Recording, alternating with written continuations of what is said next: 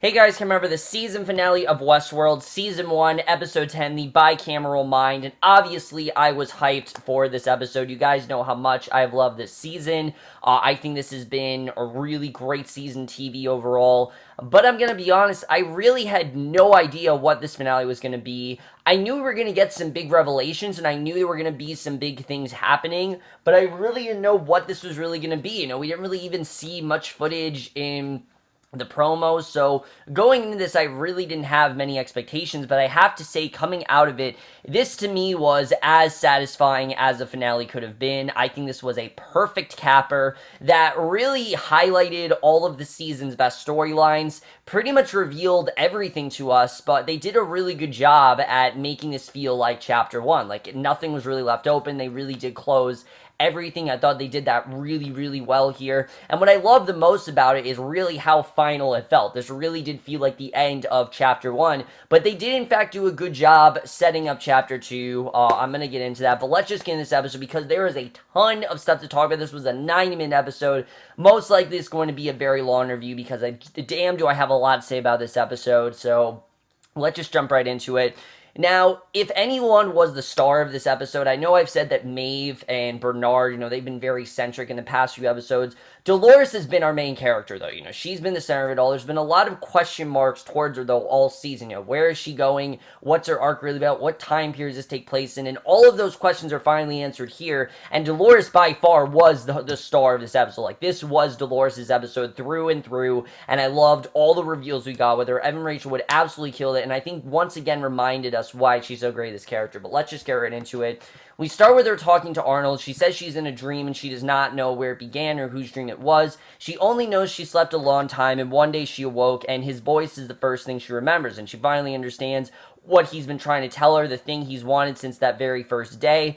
And now that we know who Arnold is and all of that secrecy is put to rest, we now finally get to see her wake up for the first time, and he says her name, he greets her, welcomes her to then what was just called World, which that was very interesting to see, that back then it wasn't called Westworld, but I thought this was a really good backstory that's really been a long time coming, and I think really just shows how far Dolores has come. And again, as we know, she's the oldest host alive, and this definitely does show that. So in the present, she holds a knife, and the man in black tells her to keep going. She gives him a shave and says to make it close, says she's almost to the center of the maze, how fitting that it's her that takes him there since she was always so obsessed with this place, and she says she's never been here before, and he says she has, which of course is in fact her old home. That's where she is, and she even brought him there once back when the whole town was buried under sand that Ford must have dug up again, and at the time he thought it was a mistake in her code, but Arnold didn't make mistakes, and she says he built her a game and wanted her to play, and there's a path for everyone, and hers leads her back to Arnold, who she sees in the distance along with a bunch of other guests who really are not there, and this is a very good setup for what's to come. I think he did a really good job of showing that they are going to reveal things, that there's still a lot to reveal, and that's something that I really did love about this episode.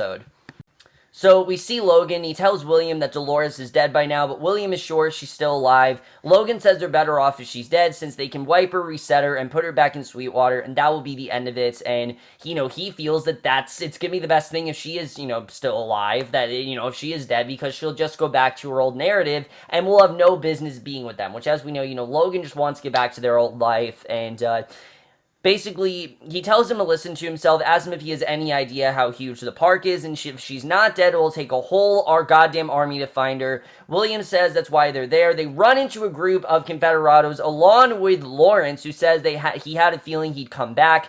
So I thought it was definitely interesting to see, and I like the determination in William throughout this episode. The entire episode, William is just getting darker and darker, and you really started to see that.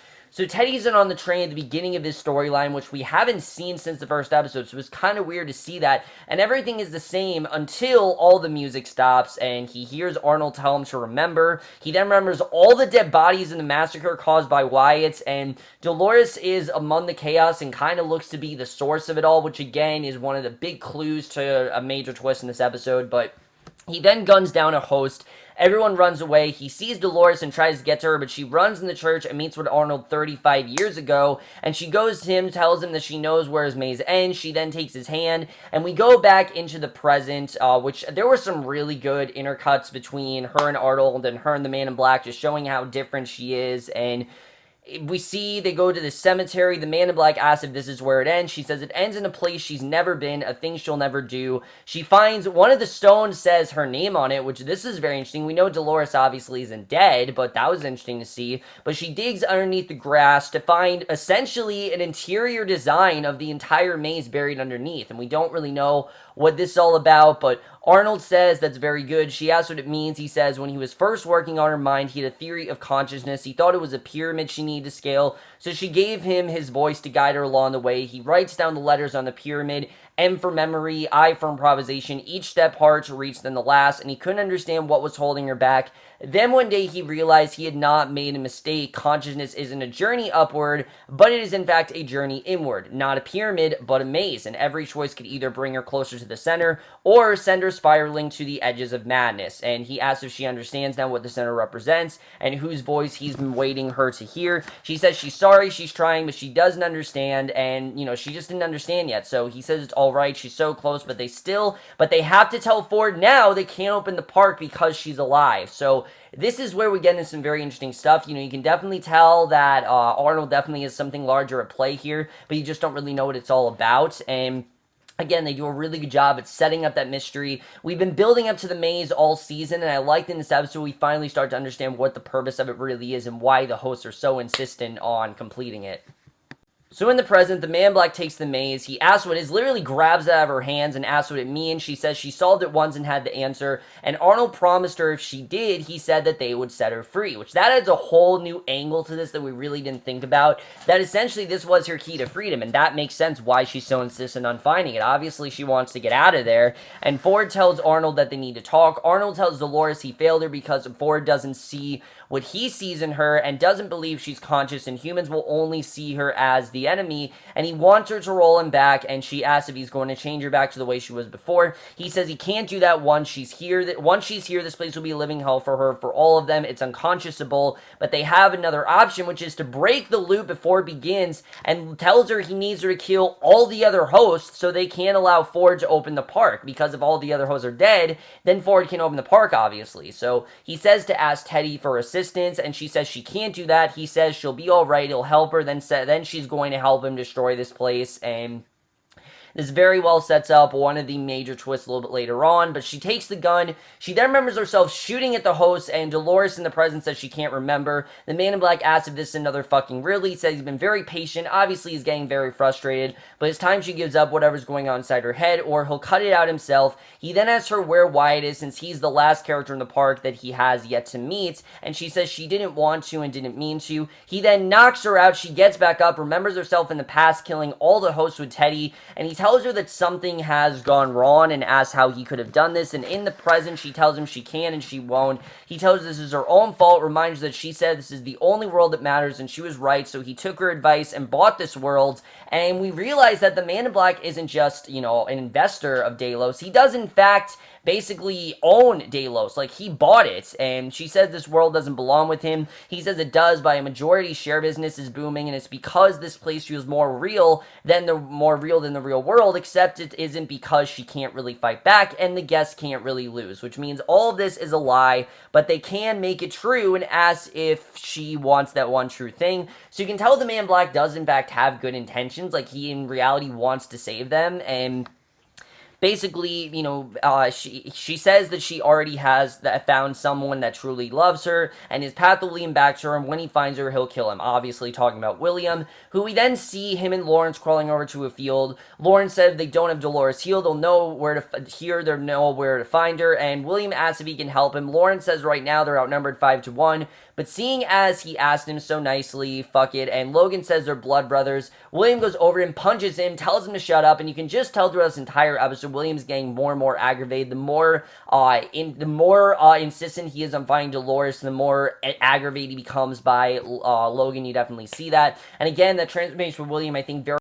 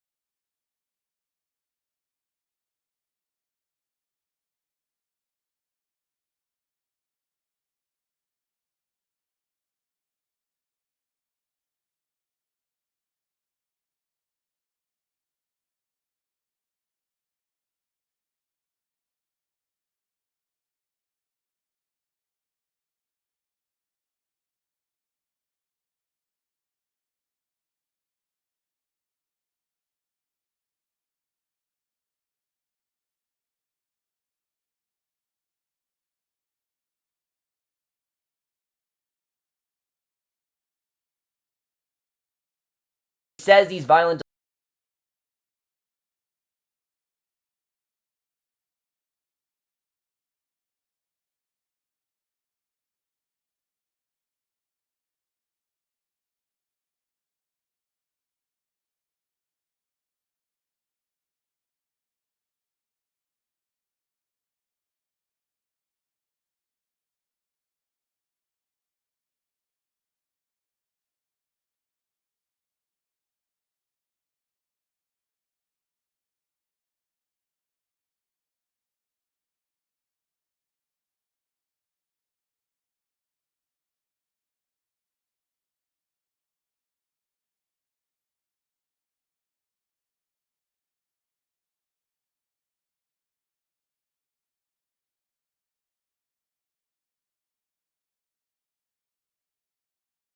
trapped inside his dream.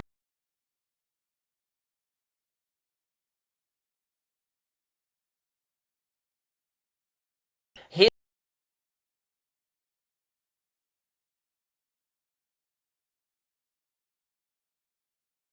probably right. Michael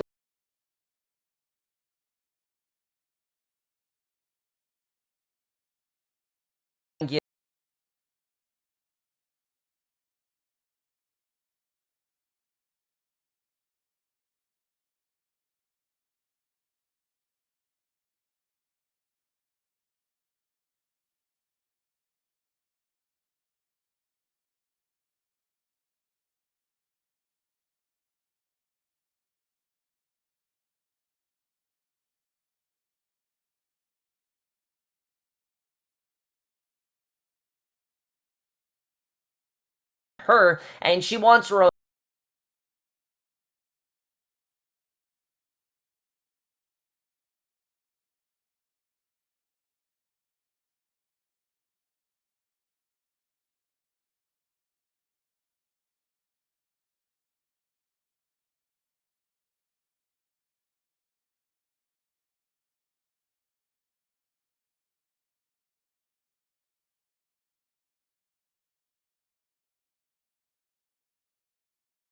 Trying to control them and free them, and he didn't slip the referees into the update, did he? He's still fighting him, but Ford says that Arnold didn't know how to save them. He tried, but he stopped him, and he then tells him he gave him the backstory of Arnold's son because it was his key insight, the thing that led the host to their awakening, suffering the pain that the world is not what he wants it to be. And when Arnold died, he suffered and began to understand what he had found, and realized that Arnold was actually right about the host, and while Arnold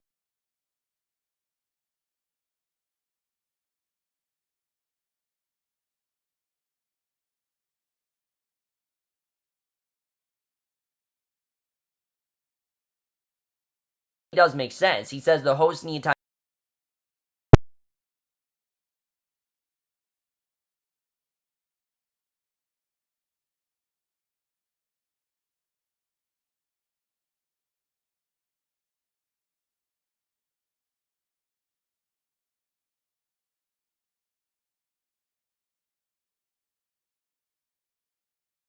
Seem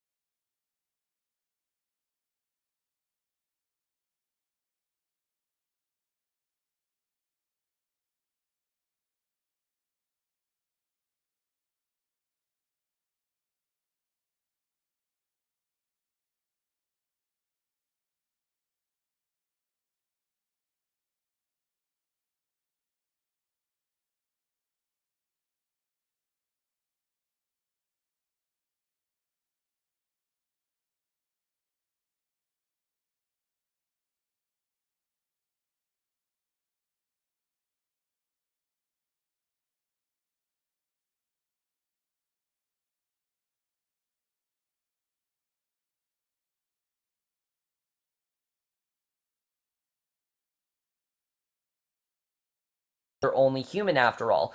But then he realized that someone was paying attention, someone who could change, so he began to compose a new story for them, and it begins with the birth of a new people and the choices that they would have to make and the people who they would decide to become, and basically is the narrative that makes them feel true consciences and makes them feel like actual humans. And Maeve then gets off the train at the last second, instead decides to stay to find her daughter, and William then hears a gun clicking in the distance, and Ford says that they will all have the things they've always enjoyed: surprises, violence, and William walks closer to the woods, hears a howl. Ford says it begins in the time of war with a villain named Wyatt, and a killing this time by choice, and Dolores walks up to Teddy. Dolores tells him it's going to be alright. She understands now that this world doesn't belong to humans, it belongs to them, and Ford says he's sad to say this will be his final story. An old friend once told him that something that gave him great comfort. He says these violent delights have violent ends, and we then realize that Ford is about to reenact Arnold's suicide on himself.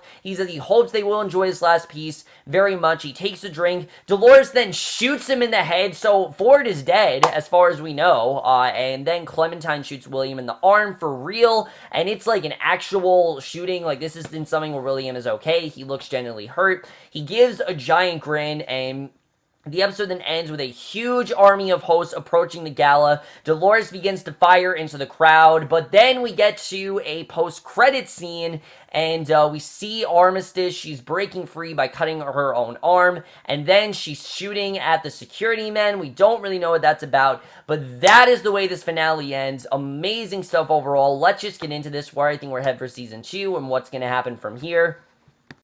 So let me just say that yes, a lot of this was very predictable. A lot of this was in fact revealed. That doesn't mean it wasn't very well done. I think the William Men in Black reveal was incredibly heartbreaking and incredibly well thought out, and they really did a great job at fleshing out the story as much as they possibly could. This could have easily been one flashback episode with William and Logan, but no, they fleshed out an entire season.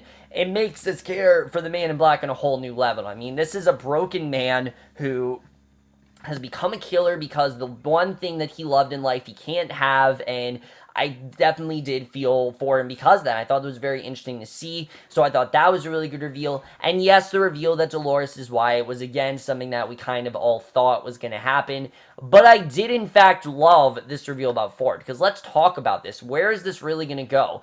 Do I think that Ford's dead? No. I think that Ford sent his host body. As we know, Ford was working on a new host, and I think that host was in fact Ford. I don't think that Ford's actually dead, but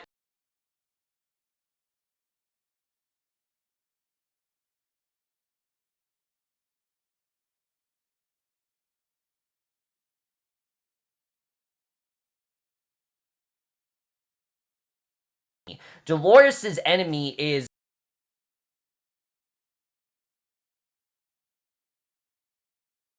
kills everyone, basically starts